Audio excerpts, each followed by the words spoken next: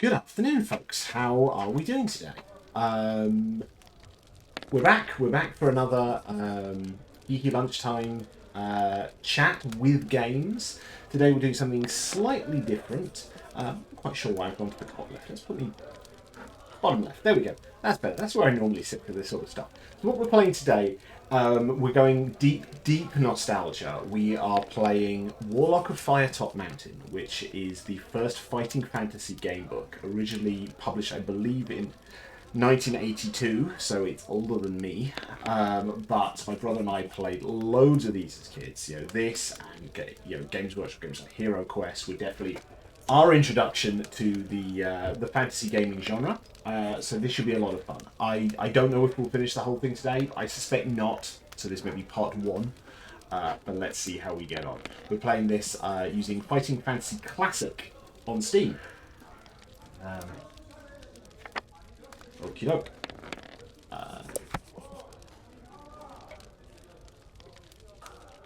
So I'm not going to read all this preamble bit, but I will read everything once we get into it. So essentially you've got some choices of, you can play it as originally written or there is a harder mode, so we're going to play the game as written. So before continuing, you've got to calculate your initial stamina. Stamina score reflects your general constitution, your will to survive, your determination and overall fitness. The higher your stamina, the longer you'll be able to survive.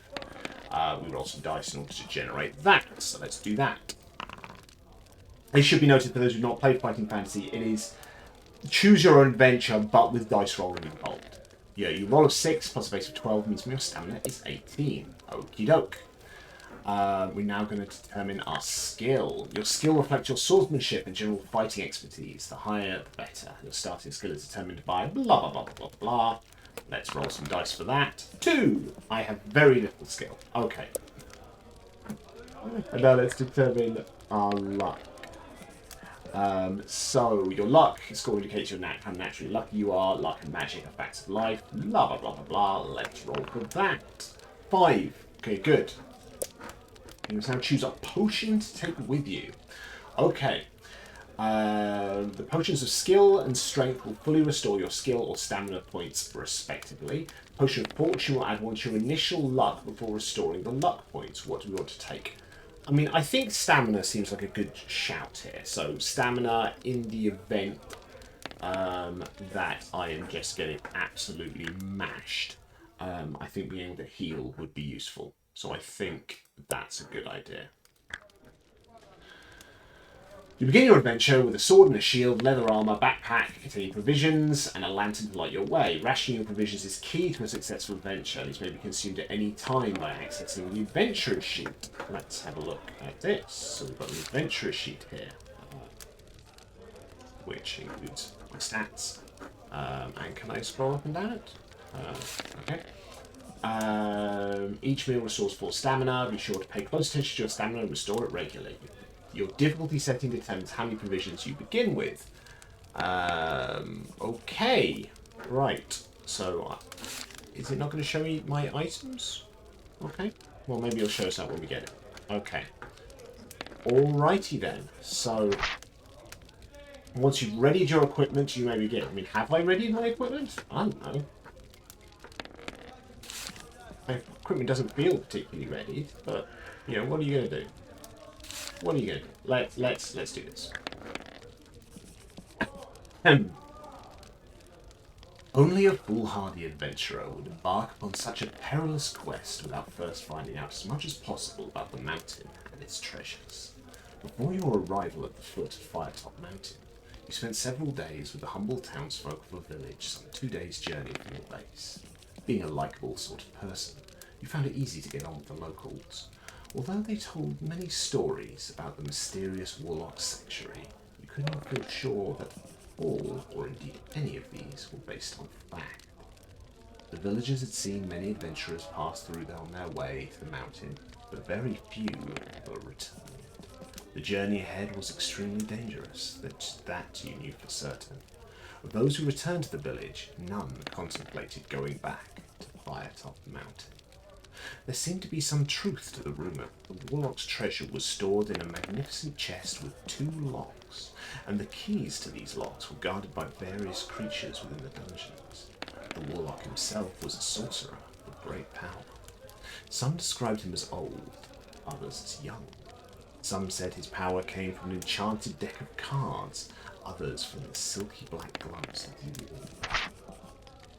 The entrance to the mountain was guarded by a pack of warty-faced goblins, stupid creatures fond of their food and drink.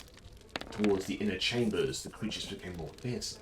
To reach the inner chambers, you would have to cross a river. Ferry service was regular, but the ferrymen enjoyed good barter, so you should save a gold piece for the trip. The locals also encouraged you to keep a good map of your wanderings, for without a map, you would end up hopelessly lost within the mountain. When it finally came to your day of leaving, the whole village turned out to wish you a safe journey. Tears came to the eyes of many of the villagers, young and old alike. You couldn't help wondering whether these were tears of sorrow, shed by eyes who would never see you again. Ooh. And hello, Protestant. How are we doing? At last, your 2-day hike is over. You sheath your sword, lay it on the ground, and sigh with relief as you lower yourself down on the mossy rocks to sit for a moment's rest. You stretch, rub your eyes, and finally look up at Firetop Mountain. The very mountain itself looks menacing. The steep face in front of you looks to have been savaged by the claws of some gargantuan beast. Sharp rocky crags jut out at unnatural angles. At the top of the mountain, you can see the eerie red colouring, probably some savage vegetation, which has given the mountain its name. Perhaps no one will ever know exactly what grows there, as climbing the peak will surely be impossible. Your quest lies ahead of you. Across the clearing is a dark cave entrance. You pick up your sword, get to your feet, consider what dangers may lie ahead of you, but with determination, you thrust your sword home into its scabbard and approach the cave.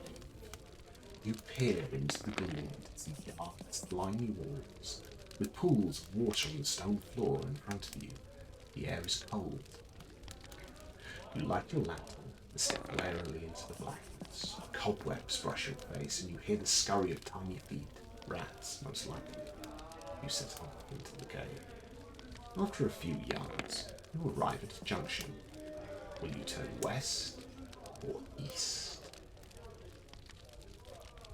What do you think, folks? West or east? West or east?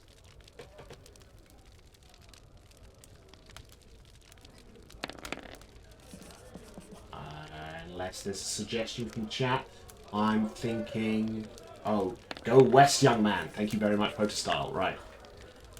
There is a right-hand turn to the north in the passage. Cautiously, you approach a sentry post on the corner, and as you look at it, you see a strange goblin-like creature in leather armor, asleep at its post.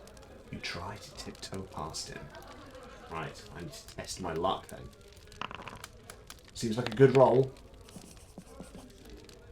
Okay, you needed a luck score of 11 or lower, and you rolled a luck score of 9. Okay, so I need to roll under my stats. Worth remembering this. So I actually want low rolls in order to do this. Okay, so I'm okay. So I'm lucky. He does not wake up and remains snoring loudly. You continue on. To your left, on the west face of the passage, there is a rough-cut wooden door. You listen at the door. Hear a rasping sound, which may be some sort of creature snoring.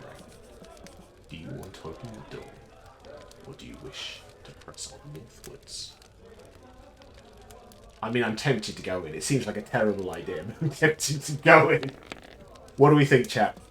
Are we going to go and feed the snoring creature what it might be, or do we carry on north? I mean, carrying on is probably sensible, let's be honest, but I am tempted to have a look. What do we think? What do we think?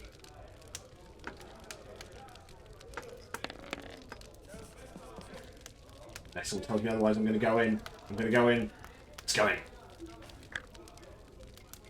The door opens to reveal a small, smelly room. In the centre of the room is a rickety wooden table on which stands a lit candle. I'm glad to see you agree with me. Open the door. Fantastic. All I hope you have. Underneath the table is a small wooden box. Asleep on a straw mattress in the far corner of the room is a short, stocky figure with an ugly, warty face.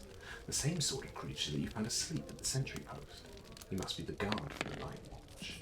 You may either return to the corridor and press northwards, or creep into the room and try to take the box without waking the creature. We've got to do it, haven't we? I mean, come this far. What's in the box? Let's do it. You take a few careful steps closer to the box.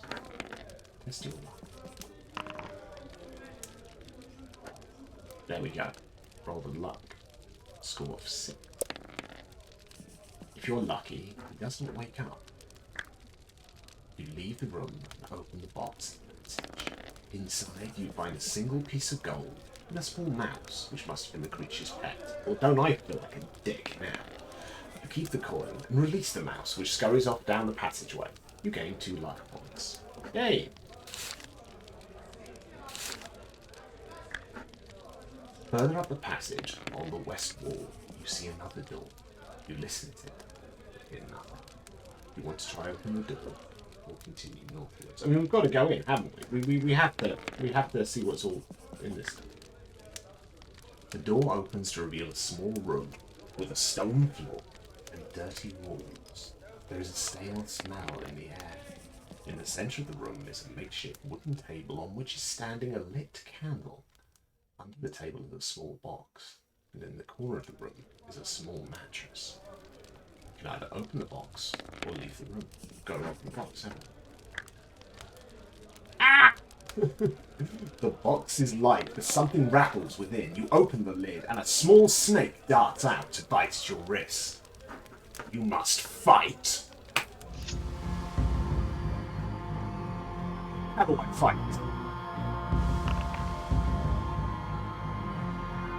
Right. So I rolled. Oh, okay. So it's my roll plus my skill versus their roll plus their skill. Okay. So I got 15. They got 13. So I defeat them. Cool. You are triumphant. The box has fallen to the ground during your fight with the snake, and out of it has fallen a bronze-coloured key with the number 99 carved into it. You take this key with you and move through. You gain 1 luck. Further up the passage on the west wall, you see another similar door. You listen at the door and grimace to hear the worst singing you've ever heard in your life. Do you want to go into the room to investigate this hideous din, or walk up passageway? Now, I'm thinking that I've been going explore. But given the fact we know this person is awake, I suspect going in is probably a bad idea. So I'm thinking we carry on.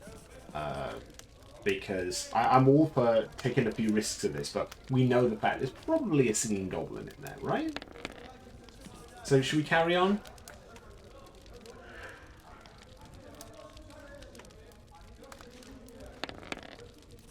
Give it 5 seconds. Unless we get overruled, I think we're make a new friend. Thanks, Folkstar. Okay, let's do it then. The door opens to reveal a small room. The room is dirty and unkempt. A straw mattress lies in one corner, and in the centre of the room is a wooden table on which a candle burns, lighting the room with its flickering flame. A small box rests under the table. Seated around the table are 2 small creatures with warty skin dressed in leather armour. They do love describing goblins as warty, aren't they? I mean, I feel it's a bit wartist, I'm not going to lie. Anyway, they are drinking some sort of grog, and by the way they stagger to their feet on your arrival, you assume that they are very drunk. You may either draw your sword and leap towards them, or slam the door quickly and run up the passage. I don't think I need to fight these guys, I'm not going to lie. They're having a few bevies after work. And warts and all, I don't think they're necessarily bad people, so I'm not going to kill people just because they're having a drink. You eventually arrive at the end of a three-way junction. You might turn either to the west or to the east. Is it keeping a little map for me? It is keeping a lovely little map for me. That's west or east? West or east? Well, we went west previously. So I think, we've gone west, and I know I'm reversed here. So I think east. I'm thinking east. You arrive at another junction in the passage. You may go northwards or eastwards. Let's go north. You see a well-used door on the right-hand east side of the passageway. With your ear to the keyhole, you listen and hear a man screaming for help from the inside. Will you open the door or walk past and ignore the screams? Now this, I'm not going to lie, this feels like a trap. But, stop it, let's go for a trap, I think. You know, the man is screaming, so one way or another this will be an interesting encounter. The door is locked. You may use your skill to try and charge it down. Okay, let's find out. You definitely passed the skill check.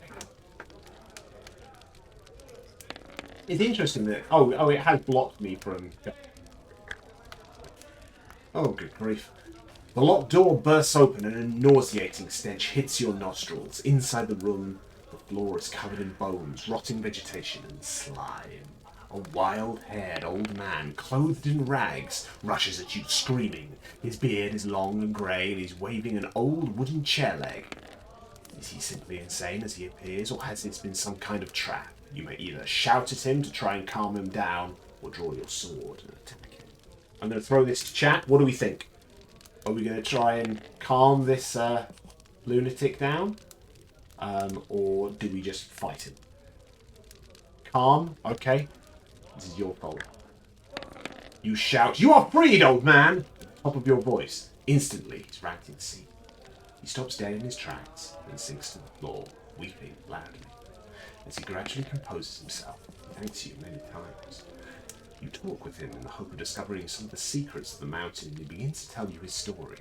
Many years ago, he was an adventurer like you in the search of the Warlock's treasure. He was captured by the orcs and thrown into his solitary cell as a sort of pet for the creatures. You ask whether he would like to accompany you in the mountain, but he simply wants to leave and see the world again. You ask him for advice, but he says he knows little. He advises you to pay your respects to the boatman. He tells you you must pull the right-hand lever on the wall ahead to open the iron gate at the end of the passage. He's also learned that the keys to the boathouse are guarded by a man and his dog. You shake hands, leave the cell, and go your separate ways. You gain 1 luck. Thank you for that advice, folks. That was very useful. So, we've got gold for the boatman. That's good. We do have it. We do have... Okay, okay. I can pull this up and down. So we do have gold pieces. We've got a key. Okay, cool. Right-hand lever. We'll get to that. And we are going to need the keys to the boathouse. Okay. Further up the passage, you see a door in the east wall. You listen hard, but can hear no sound. Do you want to open the door? Yes, we do. Don't be ridiculous. The door is firmly locked. You can try to force it open. Turn to 53. I mean, I assume I can't just use keys on stuff. No, because it'll tell me, presumably, when I need to use keys and stuff. Okay. Let's hide that. Let's try and force it open. You charge the door, hitting it squarely with your shoulder. And I don't know if that's good enough. You definitely passed the skill check. Gotta go. Good luck. Thank you. We shall see how this goes. Have a great day, Star, and thanks for dropping in. I really appreciate it.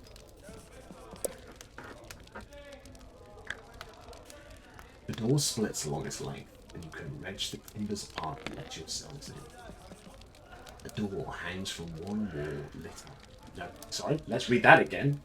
Porch hangs from one wall, lighting up a small armory room, stocked with swords, shields, helmets, daggers, breastplates, and the like. You examine the weaponry, but find nothing appearing superior to your own sword. I think that's rubbish. Look at it. There's freaking awesome stuff there. Look at the picture. However, a circular iron shield with a golden crescent in its center catches your eye. You pick it up and feel its weight on your arm. The shield will aid you in battle by helping you fend off damage. Your skill increases by 1. You add the crescent shield to your gear, leave the room, and continue up the corridor.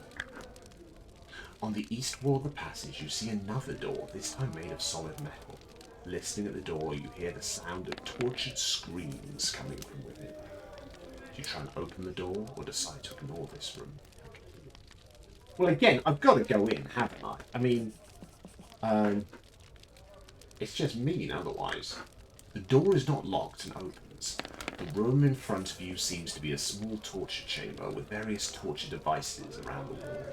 In the center of the room, two small hunchback creatures are torturing a dwarf who is tied to a hook in the ceiling by his wrists.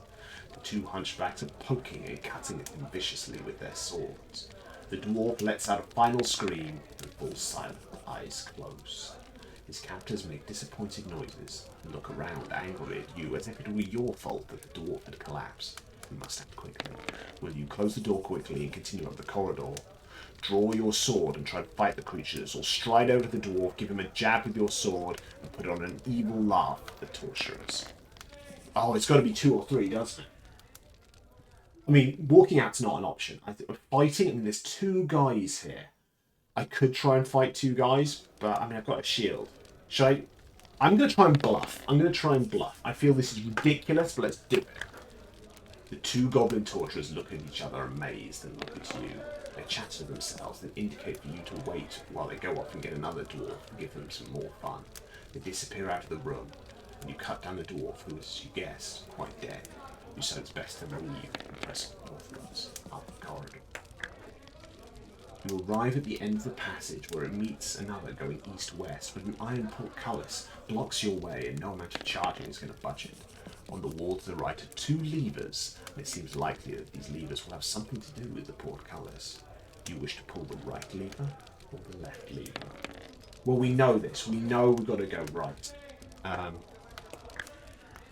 You hear a deep rumbling noise and the ground begins to shudder, slowly and noisily. The portcullis rises into the ceiling. You may now walk to the junction, west or east. So, we've kind of gone west, east, northish. So I think, I mean, let's go east. I think that kind of moves us towards the centre, maybe. Cautiously you creep along the passageway. After a short time it turns sharply to the north. At the corner there is a bench of solid wood, and above the bench a sign reads, "Rest ye here, wary traveller." You may stop and eat provisions if you wish. If you don't wish or don't have any left, and wish to continue. Right, let's have a look. I mean, I've not been injured.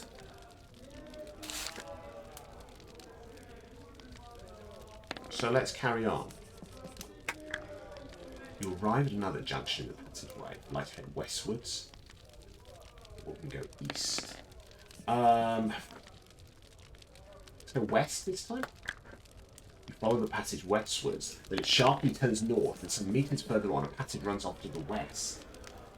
You can go westwards, or north. I mean, let's go north. I mean, this is tricky. A rough timber doorway is on the east wall of the passage. You listen to the door and can hear a jolly sort of humming sound.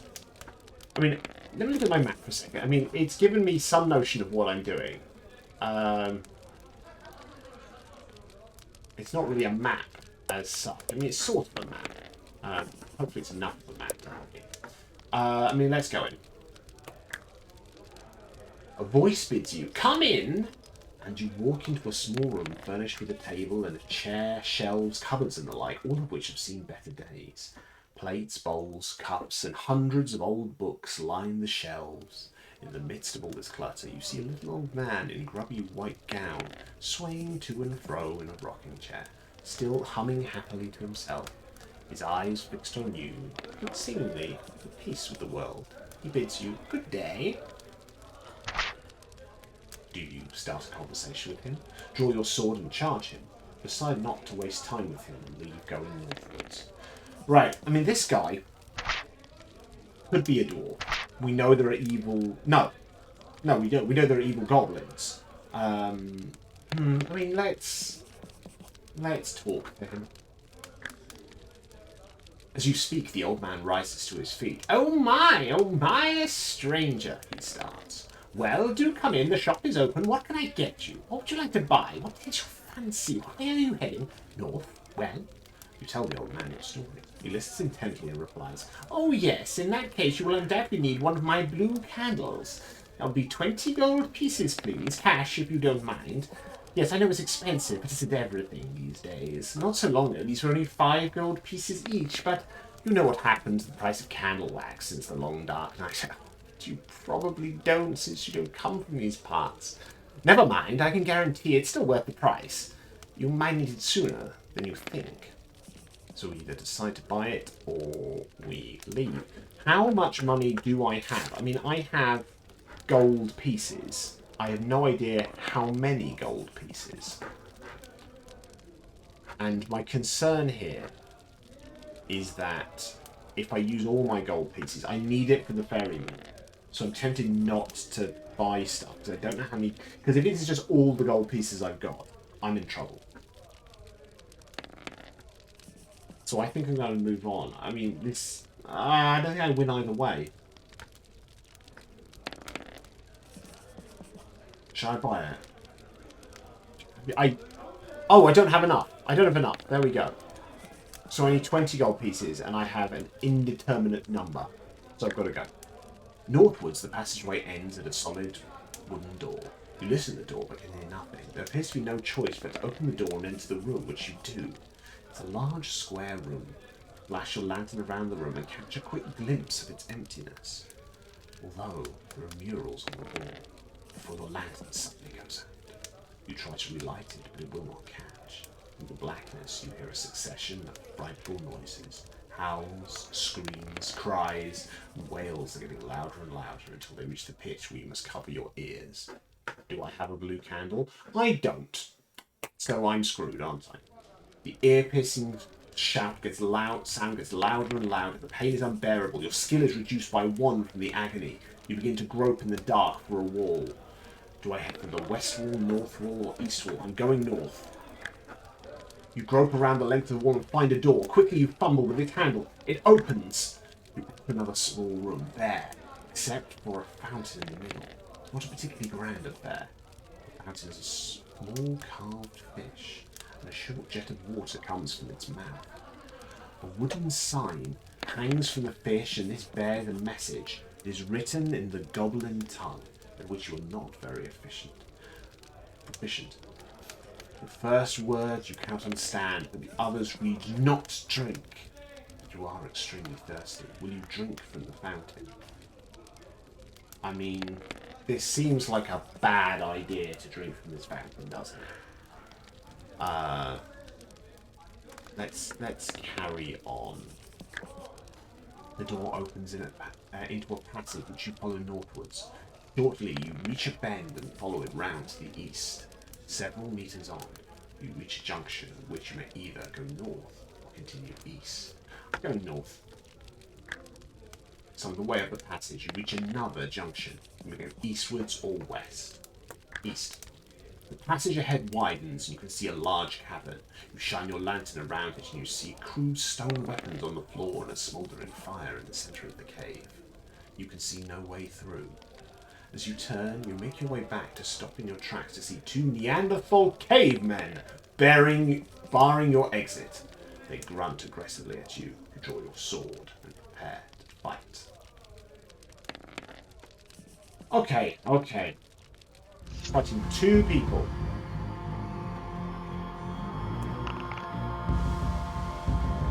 Oh, crap. Right, I've been hit. That's not good. Wizard of Luck, let me reroll. I mean, let's just keep fighting. Right, okay. Okay, so it looks like I'm fighting one, then the other. I mean, that's something, I guess. Right, so... my stamina's doing okay. Right, let's keep fighting. Oh, that's bad, I've been hit.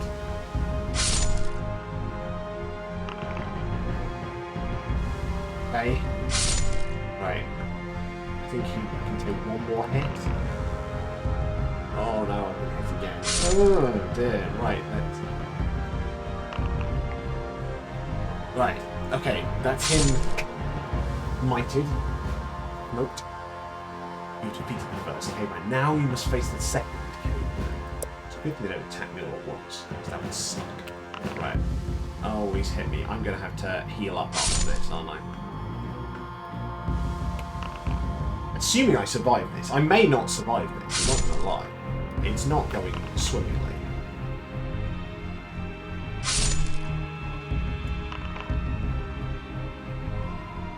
Ooh, tie. What's a tie? We both miss. Okay. Okay, that's got to be good. That's got to... Yeah. Okay. Whew. You are triumphant. The passageway ahead widens, and you can see a large cavern. As you shine your lantern around it, you can see crude stone weapons on the floor and a smouldering fire in the centre of the cave. You see no way through. Oh, I just did that. Yeah, okay, so I'm back there. Okay, so I survived. You arrive at the junction and progress westwards. Right, okay, I'm gonna... my stamina's 8. So... no, so I'm not going to use my potion of strength yet. Can I take provisions? I mean, can I? Can I just take provisions at any time? Yes, I can. Okay, so I'm going to use a bit of provisions. The passageway twists sharply northwards, and ahead you hear water flowing. You eventually reach the south bank of an underground river. As you stand on the pebbled bank, you hear a fluttering of wings, and look up to see 3 giant bats swooping down to attack you.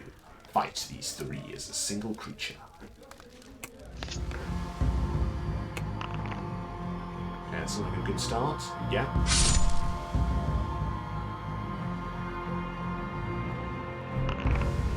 Yeah, that's good again.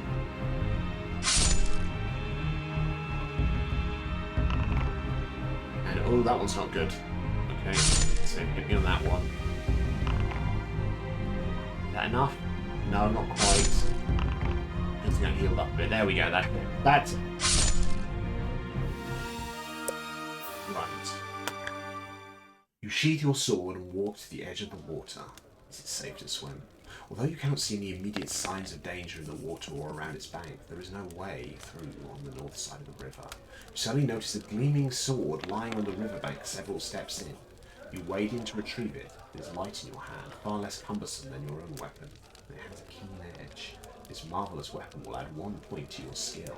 A mysterious voice, speaking directly to your mind, seems to be telling you to throw your own sword into the river.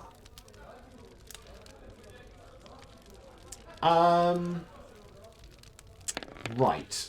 So, either... I've got 2 bad options here. Either this sword is cursed, so I definitely don't want to get rid of my current one. Or it's like a trade. You've got to take one sword and leave another. So I think... I'm going for the latter. I think that it's a trade. I think if I've taken this sword, I need to give something in return. As your sword splashes into the water, a bubbly voice says, it now seems that the only way onwards is to swim downstream to the east. You plunge into the water. Seems like I made a good choice there, otherwise I think I would have fought like a merfolk or something. It's strong and takes you swiftly downstream. You are washed along through a narrow opening and out into a large cavern with banks on both sides. The current washes you to the south bank. You are on the south bank of an underground river facing across its black depths. There appear to be 4 ways of crossing. To your left, a rusted bell bears the sign, "Ferry service, 2 gold pieces, please ring." There is a small raft in front of you on the bank with a long stick resting beside it. You could punt across the river. A rickety old bridge crosses to the right. If you don't trust any of these, you may swim. Okay, so what's interesting here, I was pondering this. I've got a key, I know I need 2 keys, so I wasn't sure if essentially I had to find 2 keys in this section before crossing the river. But it doesn't really give me a choice. I kind of have to go ahead, don't I? So either way I'm going across, right? So I'm either calling the ferryman, punting across myself, risking the bridge, which seems terrible, or swimming. So I think I mean, it says I have gold pieces, so let's call the ferryman. The bell gives a dull clang, and after a few moments you see a withered old man climb into a small rowing boat moored on the north bank. He rows slowly across to you, moors the boat, and limps towards you. He asks for 3 gold pieces. When you protest the price, he mumbles some flimsy excuse about inflation. He begins to get angry at your protestations. Oh, crap. So do I not have 3 gold pieces? What? I'm sure I got gold pieces. Oh, this would be gold pieces. Oh, so it's going to tell me a number here. I'm sure I got some gold pieces, didn't I? Well, I'm in trouble. Oh, crap.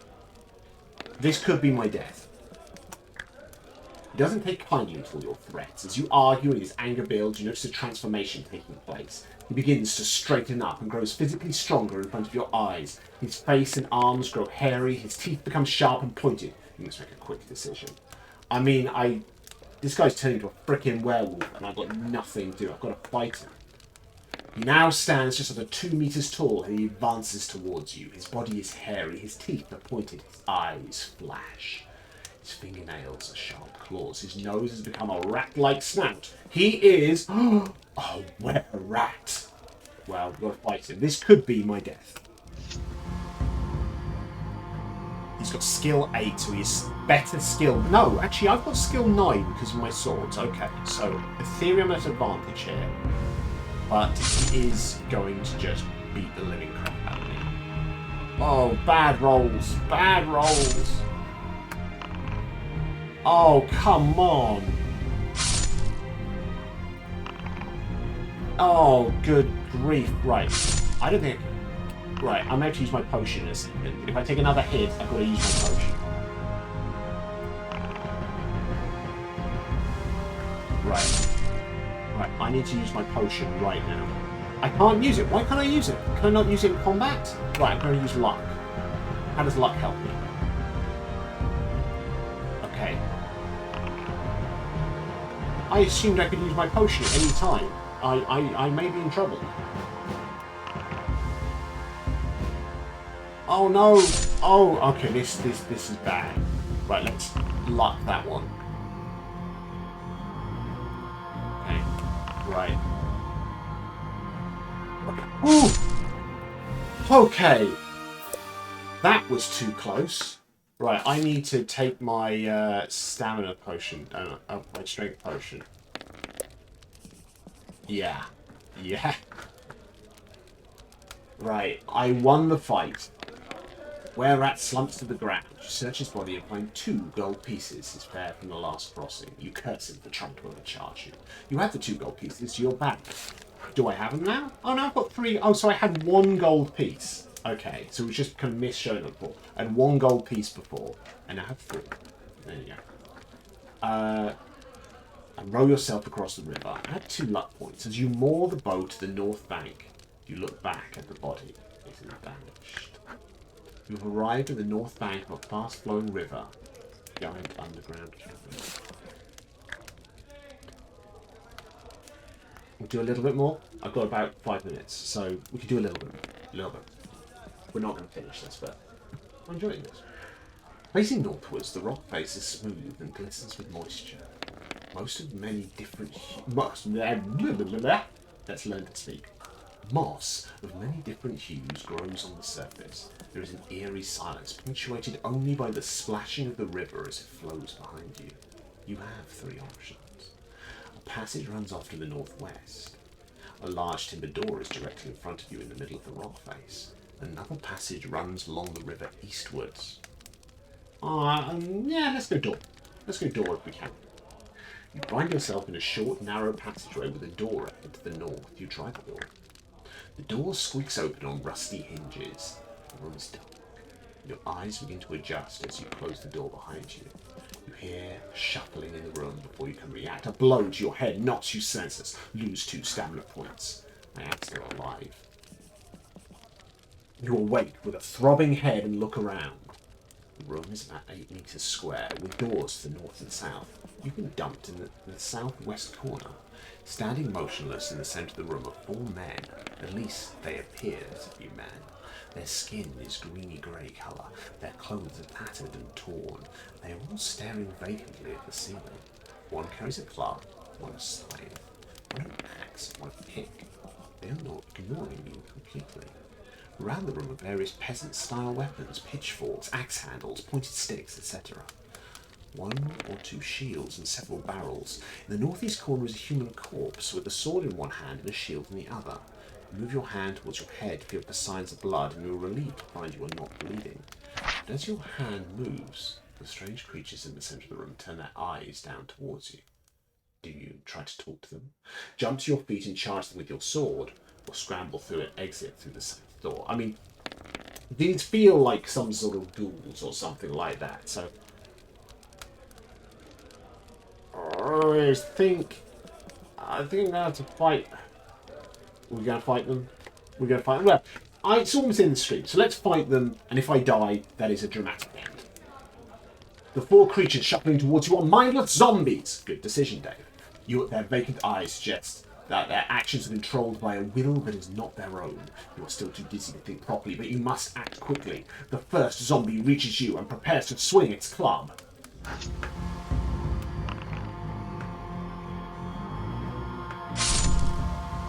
Good start. Good start.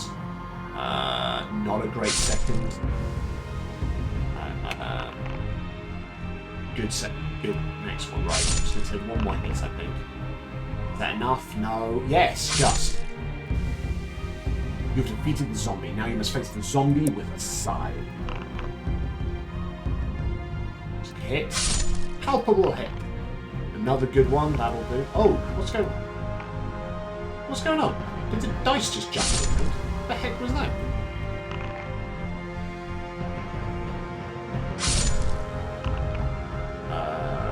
Is that enough? That's both missing.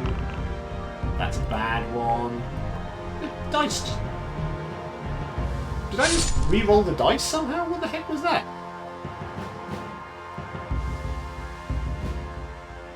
That's got to be a glitch, right? Unless it misses. You can beat the zombie with a scythe and target the zombie with an axe. So, good start. Is that enough? Yeah, that's enough. That's enough. Good. Just now hit the zombie with it. Ooh, that's not enough. Right. Oh, that's not enough. Let's lock that, I think.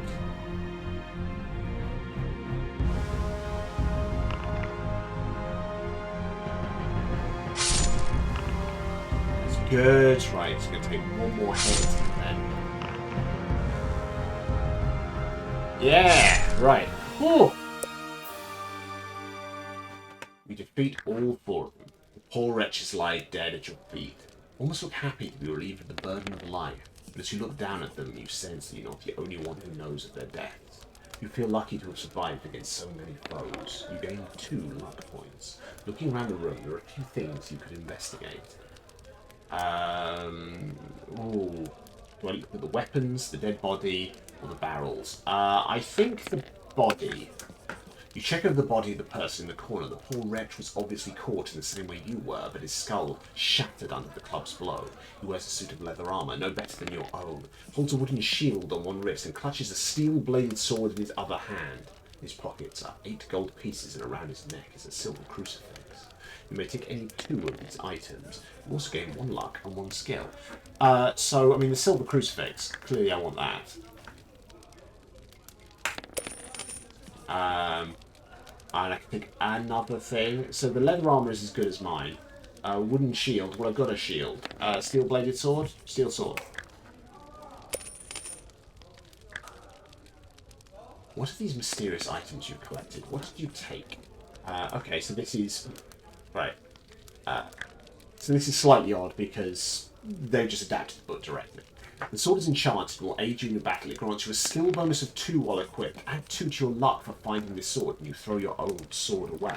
Oh wow, so that's a really freaking good sword. Let's examine the second item, which is the crucifix. The crucifix is solid silver and worth 4 gold pieces. Put it in your backpack. Okay, less exciting, but there we go. A noise started you, prompting you to leave the room quickly. You walk up to investigate the north door. Right, I think let's stop at this stage. Very much enjoying this. We will pick this up next week, I think. So thank you so much for joining me for this. I think we're going to do more of these. I mean, I definitely want to finish this book, but I want to do more of them as well, because this is fun. I'll definitely do an evening one as well. That'd be good, because then we can have more people in. More people means a bit more choice on which way we go with this. So, thank you very much for joining me. Things to plug. If you've enjoyed this, please follow me here. Please follow me on YouTube as well. That is youtube.com/@DCBradshaw.